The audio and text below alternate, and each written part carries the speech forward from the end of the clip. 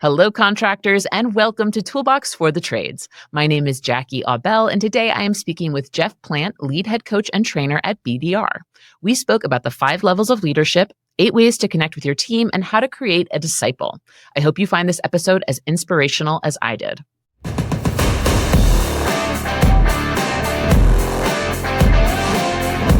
Jeff Plant, you are the lead head coach and trainer for BDR. I am so excited to have you on the podcast today. Welcome. Oh, thank you. I'm excited to be here too. Can't wait to dig into the subject today. I know, and we're going to be covering a ton today. So we're going to be talking about the 5 levels of leadership. We're going to be talking about using 8 core connectors to connect with your team. And we're going to be talking about how to build a disciple. So all really fun leadership stuff. I know that you guys are going to be excited about this interview because when I did my pre-interview with Jeff, I was just taking down notes furiously. But before we even get to your expertise, Jeff, I want to get to know you as a person. So I'm going to give you this icebreaker. I would love to know, since you're an outdoorsy guy, if you could tell us your most memorable kayaking story. All right. Well, so my youngest son, who is going to be actually 12 in a few days, but he was 9 at the time. All of the whole family, all the kids have kayaks, but he was 9, got his first kayak and was able to start kayaking on his own. And we've got some really nice rivers around where I live, and not huge rapids, maybe class 1, class 2 type stuff. So anyway, so we're on this river and we're cruising along, and my wife and I hear you hear the rapids up ahead and bends up a little way, and we're all like, "Hey, Ben, just keep your kayak straight," because he was a little bit ahead of us with our youngest daughter, and so we see him getting close to the rapids, and we're like, "Oh, here he goes!" And he just throws his oar up in the air and goes, "Woohoo!" Just navigates down through there.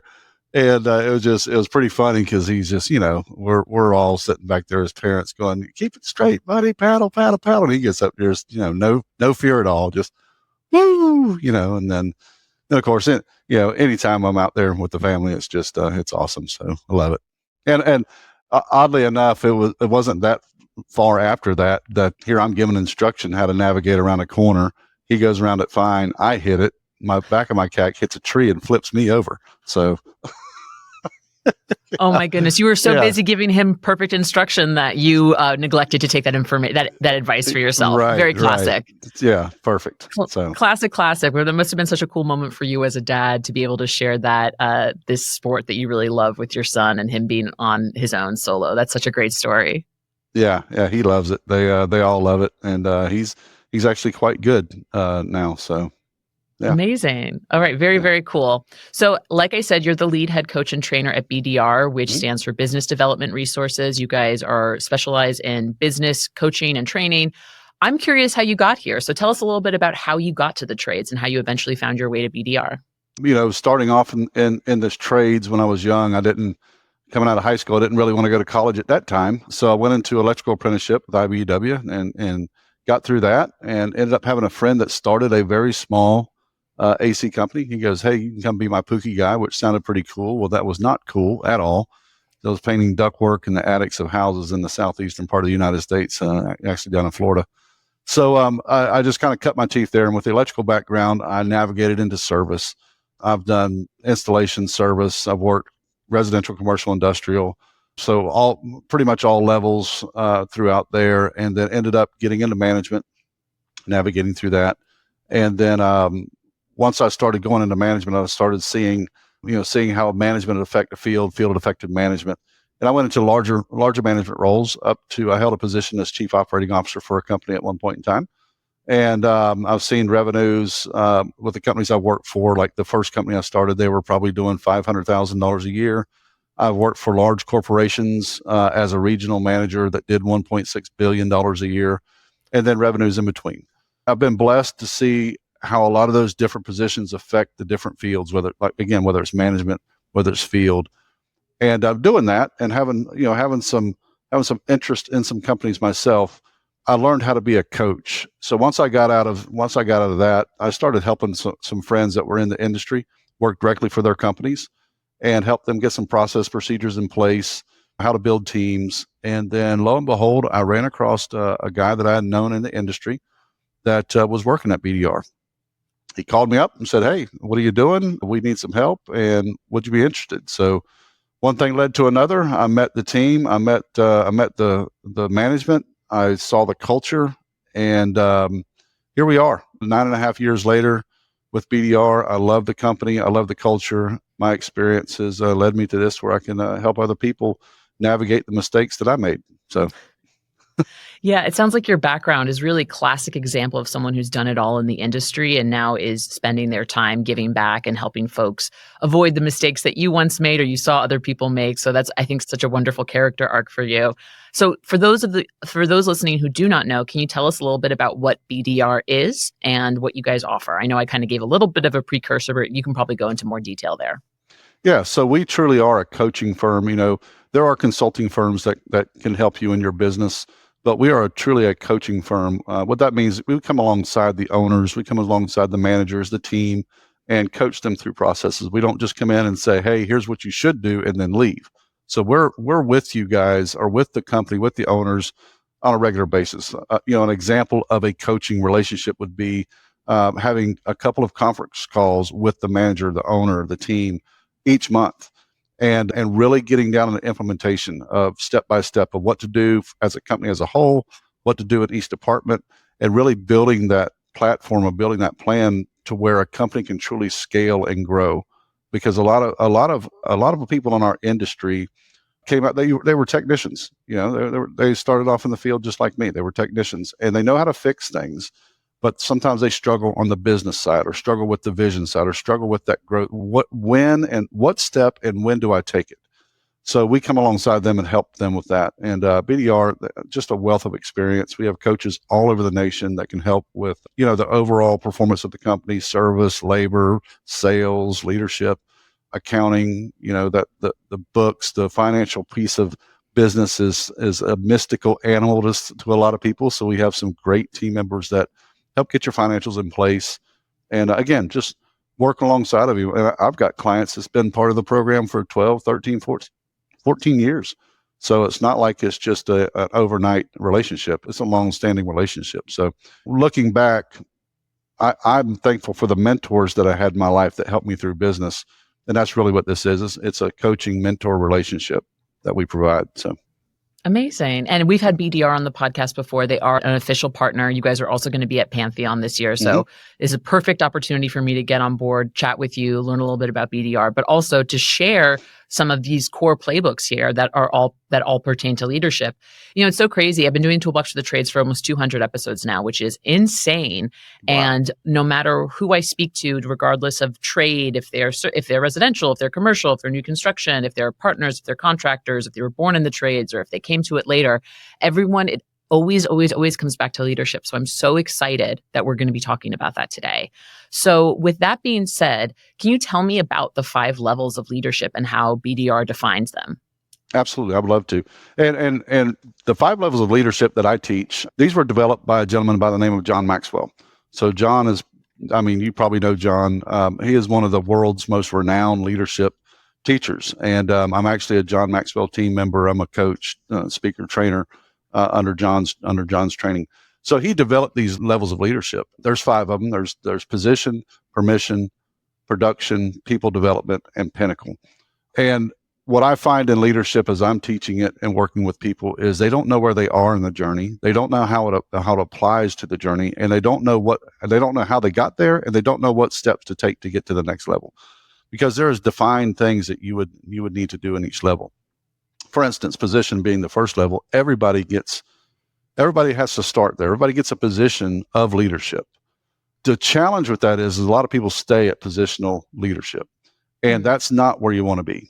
Positional leaders are the ones that have the mindset of people are expendable. You do what I say because of the position I hold. They hold their position over them. They are very unlikely to hire people around them that's smarter than them. They think they need to have all the answers. And, this sounds very negative, but it's negative in the sense that it holds the company back, it holds the team back, and essentially it holds the leader back. So these type of leaders typically have high turnover in their companies because somebody will come in, want to grow, want to advance, and there's no room for them because the leader won't allow that. So how you get out of that is going from position to permission is what I call a trust bridge. is you have to earn the trust of the team, or you have to earn the permission of the team to be their leader. So you have to build relationships. You have to start knowing your team. You have to start finding out, hey, what do you guys want out of your positions? And then follow through with things and not be scared to develop those relationships. And I don't mean hanging out with them every weekend on a barbecue at their house. What I mean is understanding what their needs are and then start providing those needs for them in their positions. So once you start earning that permission and they can trust you, they see they can trust you. And a lot of people have been through the gamut of leadership to where they're gun shy. You have to earn that trust. But once you earn that trust, you start seeing your team meld and you start seeing your team move as this organism moves forward, and you start stepping into that third level, which is production, and you start getting things done. And that's the fun part, because things start getting done, your team starts moving. They're starting to not bring in so many problems back to you. They're starting to bring solutions back to you. So they're starting to work and starting to think, and you're starting to develop the people. It's an exciting spot in production, but it's also a dangerous spot. And the reason is a lot of leaders, when they get to this spot, they don't know how to get out of this spot. The things are getting done. They're day to day. They're working an insane amount of hours, but they don't know how to get out of this spot. And it's another trust bridge, which is one of the things. This is probably the most difficult step that I see when I'm working with leaders to take. And what it is just as much as you had to earn trust from your team or get that permission to be their leader, this level to go from production to people development is another trust bridge, but you have to give it. You have to give trust to your team. And I find people at this level, they'll make statements like, well, it's just easier if I do it myself. I can't trust anybody to do this, so I have to do it. So this bridge, you have to give trust to your team. And that's where you start picking out, you start finding those leaders that you can multiply your influence. So you start embedding that vision into them, embedding what your expectations are into them, and allow them to make a mistake. So some of my friends, they told me, they said, Jeff, you have such a weird way of managing your companies or managing your business because of some of the statements I would make, because I gave my team permission to make a mistake. As a matter of fact, there was several times I told them, I said, go make a mistake today. Don't burn anything down. We can fix the rest of the stuff, but go make a mistake today. And what I was doing is I was relieving the pressure of making a mistake because they knew mistakes were okay in the business. And I was fine with that. Well, if I may stop you there, Yeah. I am writing notes furiously. I have so many things I want to follow up on, but giving the permission to make a mistake. When I reflect back on my career and how I got to the position I'm in, I learned things by mistake. I learned things by messing things up and then learning how to fix them. So while mistakes I think can be scary, they're such a, I think, great learning tool to understand how to problem solve in real time and understand how certain systems work together. Yeah. Well, and because people mistake mistakes for finality. Mistakes aren't final. Mistakes aren't fatal. They're opportunities. So I said, listen, this is an opportunity for us to fix something so that we don't repeat it. Doesn't mean that we're not going to repeat some of them, because sometimes it takes 2 or 3 times for you to learn something. But, this is an opportunity for us to fix something. So when you find something, you make a mistake, let's talk about it. Let's bring it up. And that goes into that people development, because people are very shy, or very timid, I should say, very timid about offering up solutions because they've been shut down before. So what I coach people, I said, in this people development role, or in this people development model, as you take this step to the next level, one of the things you do is, let's say you have an opportunity or something you're trying to fix inside your business. Instead of asking them for one idea, what I do is I get a team together. I cast the opportunity, or we talk about the situation we have. And I'll tell them, I want each of you to come back with 2 or 3 ideas. We're going to meet next week, 2 or 3 ideas of how we can solve this. And we meet next week and they come back with 2 or 3 ideas. And what I tell people is if you've got somebody that comes back with one idea, they share that idea and you say, you know what, I don't know if that'll really work.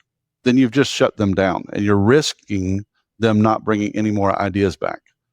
However, if they come back with 2 or 3 opportunities or 2 or 3 ideas, I can probably take a piece or 2 out of each one of them, blend it with a piece or 2 from the other people, put it together. Because my job as a leader is this. My job as a leader is to rely on the people around me that's smarter than me, pull their ideas out of them, put it into this cake. I call it a cake. Put it in this cake and then feed it back to them. And I tell them, now you guys go get this done. And what it is I'm getting their buy-in. They come up with a solution. I don't have to come up with every solution. The implementation of that is mid to high 90s because it's their idea. Mm. I don't come in and have to have every idea. And leaders think that just because you hold the leadership position, you have to have all the answers. And my goodness, I got to tell you, is if my company depended on the level of answers that I had in my head, we were in trouble. We Can I just were. Yeah. if I can just interject here, I'm loving everything you're saying. I am going through a personal moment right now within my team, which is a small team of 4, myself included. And I said to my colleagues the other day over a Zoom call, I said, I just want you guys to know my brain isn't working right now. I couldn't come up with a good idea I couldn't tell you a good idea if it came up and slapped me in the face, just because of where I'm at in my life and different priorities and everything. And I think what you're saying is so accurate. Like, if you, as the leader, if you're stuck at that position phase, that first level, and you think like, well, I'm the big boss, I'm king of the castle, and it's up to me to figure out how we move this ship, then you're alienating your employees and you're taking on all this work for yourself, which is just going to burn you out. Yeah. And what you're going to be left with is team-wise, because again, the people that want to advance in career, want to grow, have something to offer, they're not going to stick around. So you're going to be left with a team. If you're a positional leader and you decide to stay there, you're going to be left with a team that doesn't care. They're going to show up at 8:01, leave at 4:59. They're going to be super inefficient in the middle. There's going to be no culture there. And it's a shame, but it happens. I mean, I've actually been part of those organizations where you go in and it's like, wow, it's like you said at the beginning, everything rises and falls on leadership. The attitude of the company reflects leadership. So if you don't like the attitude of the company, then I'm going to run down to the store real quick and buy you a mirror, because that's where it's coming from. You can change it. There's good news. So, you start developing those people and you start identifying those people, and you're starting to relieve yourself. You're starting to multiply yourself. The only way you're going to be able to scale your company and truly grow it is you have to multiply your influence. You have to multiply yourself. So you start developing those people. And once that happens, without even really trying, you slip into that highest level, which very few people get to the pinnacle level. Even less people stay there. But once you get to that level 5 of pinnacle, because you've developed your people and you've started to churn some of that stuff over, now your responsibility at this level is to make sure that all of your team members, all of your managers have the tools they need to be successful because you've empowered them. That's what empowerment means. People use those words like empowerment and culture, and I don't know that they really understand what that means. Giving your team member a job is not empowerment. Allowing them to be successful in their position is empowerment. And that is, I'm going to ask you, the expert in that position, to come up with ideas, and I'm going to allow you to go put that in place. That's empowerment. You're empowering your team to be successful. So once you get to that upper level, a lot of people in leadership say, well, the higher I go in leadership, the more people will serve me. And that's not right. Actually, the higher you go in leadership, the more of a servant you become, because you are making sure your people have the tools they need. So that's a 30,000 foot view. We have some really, really super defined steps of how to get, that I can give you, that you go do this for the next 3 months and you'll go from this level to this level. And you may be at different levels on that leadership graph or chart or hill with different people and in different situations, but you need to understand where you are so you can take those steps to get to that next level with that situation or with that person. It's really interesting when I'm talking about this, when people just kind of sit back and they go, oh my gosh, I see exactly where I'm at. Yeah, if I had to do a assessment of myself right now, I would say I'm in the production phase and then also pushing to the people development phase. So just to recap here, we've got position as the first, very ego-driven position where you're like, I'm the leader, I'm the one who's in charge of this. You're not really working collaboratively with your team. You move to the permission stage when you earn the trust from your teammates and they believe that you'll be able to help them achieve what they want to achieve. You get to the production stage when you guys are rocking and rolling and you've kind of you've blended in a space where you guys are creating, you're being effective. The next stage is people development, where you give some of that trust back to your people by saying, I trust you to do this. You know what you're doing. And this is you multiplying your influence. And then the final stage is pinnacle, where your team is now essentially on I don't want to say autopilot, but they're run their own thing and you're really there coaching and offering assistance wherever you can. I think of this as, these leaders in the service industries who have grown these multi-million dollar organizations and are at the top and are just, I've had people come on the show who have said, my job is to get obstacles out of the way. And I think that kind of aligns with what you're talking about here. I think it's a really fascinating way to look at leadership. And one thing you said to me when you were describing this to me first is, some people will say, if you're lonely at the top, they're like, oh yeah, it's lonely at the top. But in your opinion, if you're lonely at the top, you did it wrong. Can you give me an example of that or dive into that a bit further? Well, so, I mean, when you're at the top, you may feel alone sometimes because you have to make hard decisions. But the overall statement of it's lonely at the top, I feel that if you really analyze the 5 levels of leadership, and you just go straight to 4 and 5. If I'm developing people and then those are my leaders and I'm engaging them, I can't say that I'm lonely at the top. And I tell people, I said, listen, if you're a leader and you're lonely at the top, there's a good possibility you did it wrong. And what I have found, not in every case, but in a lot of cases, is they say, well, it's lonely at the top. And those are the same people that think they're at the top, when actually they're positional leaders. Mm-hmm. And a positional leader will be alone because he doesn't need to work with anybody. He or she doesn't need to be around anybody. They're going to do it all their own. You guys just do what I say, and they're not leading by example. So when I talk with people and they make those statements and I show them, I say, you know what, you think you're here, but you're actually here. And some of them respond positively and some of them respond negatively. But it's true. I don't think the statement rings true in every case where people say it's lonely at the top. I think if you did it right, you've got people around you and you are supporting them. So.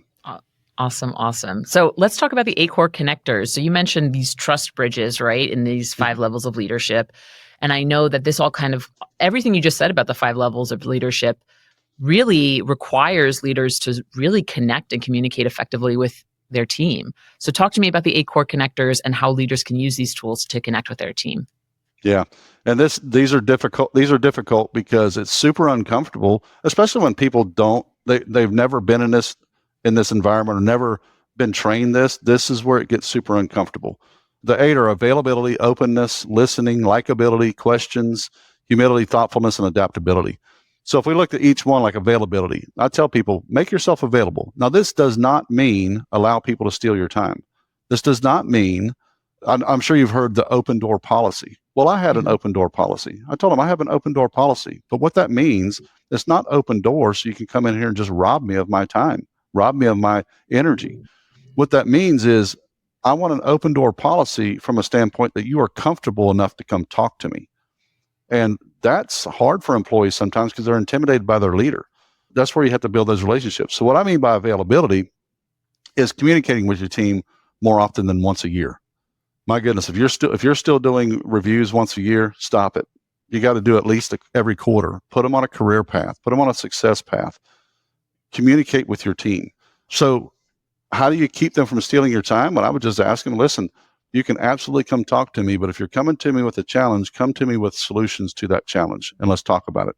And then come in with bullet points that you want to talk about. I don't want to sit down and just waste your time. And when I was telling them I don't want to waste their time, which I didn't because their time's valuable, I was actually protecting mine. So be available for your team. Don't be absent. That's the big thing. Openness, being one of the connectors, is realize that you aren't the smartest person in the room. Again, if you're the smartest person in the room, what's the old saying? You're probably in the wrong room. Mm-hmm. So be open to the fact that you're not the smartest. And when I'm doing training, I talk about the mistakes I made. I'm very open. I don't mind talking about the mistakes I've made in business or in life, because some of those shared experiences helps other people learn. So some of those shared experiences, when the team members see that you're actually real and you're not a robot, or you really care about their outcome in life, they're going to respond to that, which leads to the next one, which would be listening. And I heard this term not long ago, and I've heard this before, but when this young lady said it, it really just kind of hit me pretty hard. When I was talking about listening, she goes, active listening. I said, yes, active listening. And it's not listening to respond, it's listening to understand, but listen to your team. One of the things that John has taught me was, if you help others achieve their dreams, they will help you achieve yours. So if you don't know what your team's dreams are, if you don't know what their goals are, in their career or in their life. I mean, we had somebody that worked at our company that was their sole responsibility, was to create a life path for people and show them how this career could help them achieve those things. Because I didn't want people to just come in and have a job. I wanted them to come in and be part of a family and have a career. So we listened. But listen to your team. They've got the answers that you're looking for. Questions.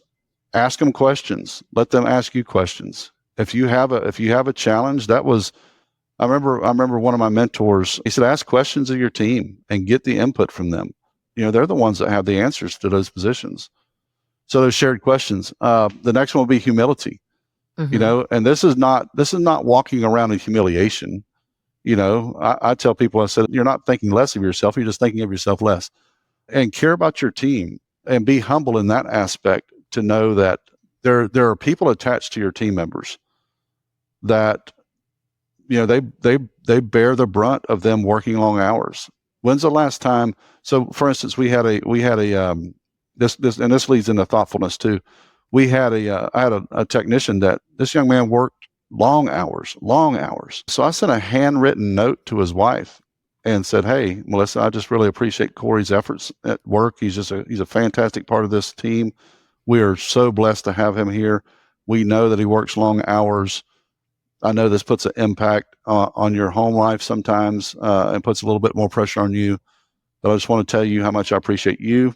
And by the way, please find this $250 enclosed gift certificate. He will be off at 12 o'clock this Friday. If you need somebody to watch the kids, we'll take care of it. You guys go have dinner on me." Amazing. Yeah. So it's thinking, that it's realizing, man, there's other people that's attached to these people. And I don't want to feel like I'm taking advantage of people. Well, I want to pause you right there because Yeah. you've gone through quite a couple of the cores here, but like the humility component, in the example you just gave, I'm thinking about that positional leader who is just, kind of by themselves and are thinking very highly of themselves and not really thinking about the team that puts them there. I feel like leadership just so much effective leadership involves leaders acknowledging that they would not be in the position they're in if not for their team and the sacrifices their team makes every day by showing up to work and whatnot and working those long hours, especially on really extreme weather days to be there. So I think something like that can really go such a long way. I bet you that technician and his wife, Corey and Melissa, you said their names were, I bet Yep. you they still talk about that. Oh, I'm sure they do. And Corey is now a regional over several counties trainer. So Amazing. I talk to him every great once in a while, and it's an impact. What kind of impact are you making on your team? I know the biggest challenge for those positional leaders is they didn't get any of this stuff, so they don't know how to give it. It's very hard for you to give something you've never gotten. Mm-hmm. It's very hard to give encouragement when you've never gotten encouragement. So I recognize that. I recognize that, and I try to help people understand that and get off that. But there are some people that just choose to be that way. I told you the example of, I was doing a conference and there was some older gentleman there that was this lines up with the likability deal here. Is they were talking about this one guy being older, and he goes, "Well, I've earned the right to be grumpy," because they were all calling him grumpy. He goes, I'm old. I've earned the right to be grumpy." And I said, "You didn't earn the right to be grumpy. You chose to be grumpy. Who earns the right to be grumpy?" No one. Nobody earns Someone who the right. doesn't want any friends or family, I guess. Yeah. So the last two being likability and adaptability. Well, likability, I just tell them flat out, listen, if you're not likable, get likable. Figure out a way to get likable. Don't be so grumpy. Don't be so mean. This might be why people's not responding to you in a positive manner, but it could go deeper than that. Of course, it could be something that's under a root for them. But these all affect, and adaptability is, we have to adapt to the changes. We have to adapt to the changes of our team, adapt to the changes of leadership.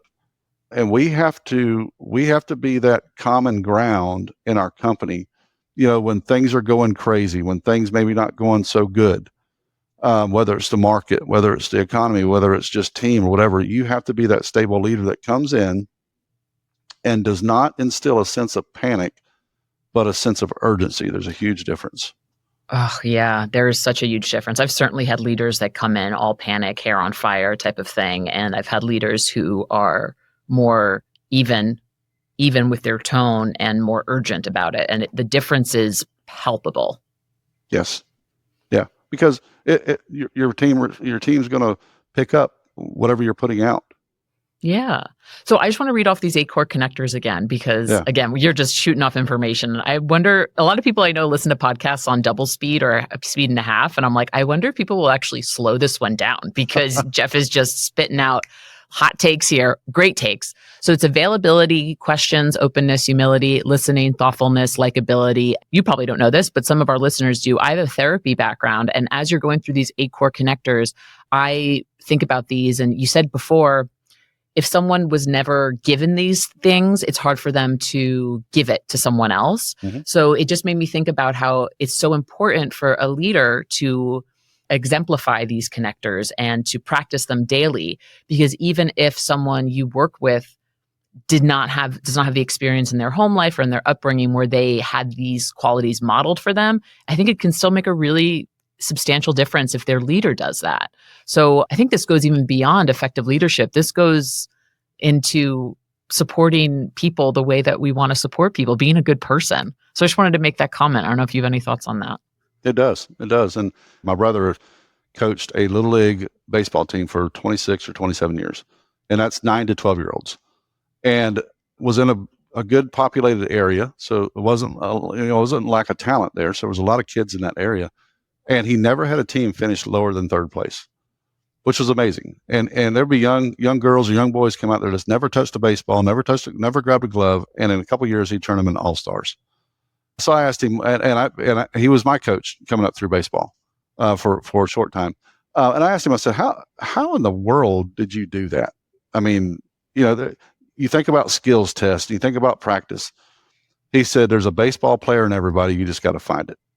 Wow. And when he said that, I was like, man, he said, Jeff, it goes beyond skills. It goes beyond swinging a bat, catching a ball, running the bases. He said, a lot of these kids are coming to me and they're coming out of broken homes. They're coming out of here. They're coming out of there. He said, but there's a baseball player in them, and you got to flip the switch. You got to turn the light on for them, and they see themselves as a baseball player. He said, you got to help people see themselves as what they can be. I said, man, that's powerful. That is powerful. Yeah. So wow. That's leadership, man. If we can help people see themselves for what they could be and not how they think they are right now, that's huge. That's a leader's job. And I know we're in the HVAC industry. I get it. But think of your team. If you could do that and you can help them flip the switch on, how much better it would be for your customers. Yeah. That's pretty incredible. Yeah. Oh my gosh. All right. Again, I'll be going to baseball metaphors, which I did once on a podcast a way long time ago, if anyone remembers the Margie Baker episode. But let's talk about building a disciple. What is a disciple and how do you build one? So a disciple is somebody that is going to understand your vision. They're going to talk like you. They're going to be somewhere else doing something, and you're comfortable with the fact because they are out there speaking for you, acting on your behalf, and you're not concerned about that. So that takes time. That takes that training. So I always tell people there's 3 steps. There's 3 steps to building a disciple. The first step is you're going to watch me do it. The second step is we're going to do it together. And the third step is I get to watch you do it. So I relate that to raising kids, like my oldest daughter, my oldest son. I'm talking about my oldest son because he was the most recent that left the house. And, the whole time that he was in the house, he was watching me, how I treated his mom, how I treated his brothers and sisters, how I treated people. So that kind of set the stage for him of how to conduct himself. And then he graduates high school and he's figuring some stuff out. We get to do some stuff together. We're talking about budgets. We're talking about this, we're getting him prepared. And now he's moved out. He's got a great girlfriend that's probably pretty soon going to be his fiance. They're talking about budgets. They're talking about this. Hopefully she doesn't listen to this show or spoiler alert. Well, yeah. Well, yeah. I doubt she does, but if she does, if somehow she finds this, please let me know because that would be hilarious. And I don't know, I'll send a Toolbox for the Trades swag box or something over to say, sorry, I wrecked the surprise. No. I think they both understand that that's probably going to happen someday. But so now me and my wife, we get to watch them do it. So in business, I take that same model to business. You're going to watch me do it. We're going to do it together. And at some point I get to watch you do it. But if you line that up with the levels of leadership, and oh, by the way, whoever's watching this, you may have to tell somebody more than twice. Oh my Sure. gosh, say it ain't so. But you're going to watch me do it. We're going to do it together. I get to watch you do it. That lines up with the levels of leadership, because when you're going from position to permission, they're watching you. They're watching you do it. You're getting that permission. And then you get to production, you're doing things together. Man, the team is rocking and rolling. And as you go through people development and you get to pinnacle, now you get to watch them do it because you've developed them along the way. So it lines up perfectly with the levels of leadership of how to build that disciple. And it takes effort and it takes time. It takes focused effort, but it also takes a plan. So I would encourage people out there that if you don't have a career path for every employee that you have in your company, get them a career path. So they can see, hey, if I do this, this, and this, I can go to this level. Technicians, installers, people in the office. BDR has those career paths written out. We help people all the time put those in place. And that's how you can help grow those people inside your organization. So amazing. All right. So I feel like I just got a personalized leadership lesson. So thank you so much for that, Jeff. But I do want to talk about how these skills that we discussed that BDR teaches, they're not just helpful for business leaders. You actually incorporate this work with local nonprofits. So why don't you tell us a little bit about that? Because I think this is just so cool. Yeah. So I actually had a young lady that was so we have a leadership academy at BDR that I wrote, and it's a 4-hour class every other month. And there's homework in between, and you go put these things in place. She actually finished the second year, was going into the mentorship program. And I saw her at one of our events, and she goes, you know what? She goes, my business almost went under. If it hadn't been for the academy, I would have not known how to handle myself. She goes, also, my daughter was going through leadership training in high school. I think it was ROTC or something like that. Mm-hmm. So she goes, I showed her some of this stuff. She took it, she started applying it, and she finished first in her class. She goes, so Jeff, I just want to let you know, this leadership thing that you're teaching is going beyond business. It's hitting people in their personal lives, which was pretty cool. So we take that, and my wife and I are part of some nonprofits, and really this is my passion. I mean, my passion is leadership training. My passion is BDR. I love the trades. My heart's passion is some of the nonprofits that we work with, helping people that's gone through addiction, and we help them come from that state of addiction and all the way up to we help them get jobs and apartments and all these things. We have several different nonprofits that they can navigate through and we work with. But we train them up to be leaders and through that process. And you talk about people that's never heard stuff before, never heard words of encouragement or whatever, you can imagine that we run into that quite a bit. And we see in the 90 percentile of when these people come through this, because they've gone through it, they come right back around and they say, hey, we want to be a part of this. And they're working now and helping people where they were, so we put that in place, and we have teams that help with those things.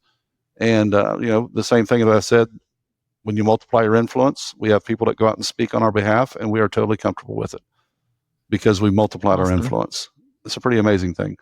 But inside the trades, inside business, this piece is what's missing everywhere, leadership, because people really don't know what it means. They think it's management. And although you have to have a good leadership management balance, leadership is a separate animal altogether. So I know I was inspired by this conversation, Jeff. So thank you so much. If the folks listening want to get in contact with you or BDR, what's the best way for them to do that? So they can go on our website at bdrco.com. That's bdrco.com. The phone number's on there. They can reach out directly to the office. If they wanted to contact me direct, they just call the office, say, hey, I watched a podcast episode that Jeff was on talking about leadership, and I would really like to reach out to him. My email address is jeffplant, Plant, just like a plant in the ground, at bdrco.com. So I would be more than happy to answer any questions. I would ask, though, for a little grace. If you do happen to send me an email, I do a lot of training, a lot of traveling, but I'll get back to you as soon as I can. And if I can't get a hold of you, there are other leadership people here at BDR. Somebody will respond. Absolutely. We'd love to answer any questions or help you any way we can. Well, Jeff, thank you so much for your time and for sharing this incredible insight with us. It was great chatting with you, and I hope you have a fantastic rest of your day. Thank you.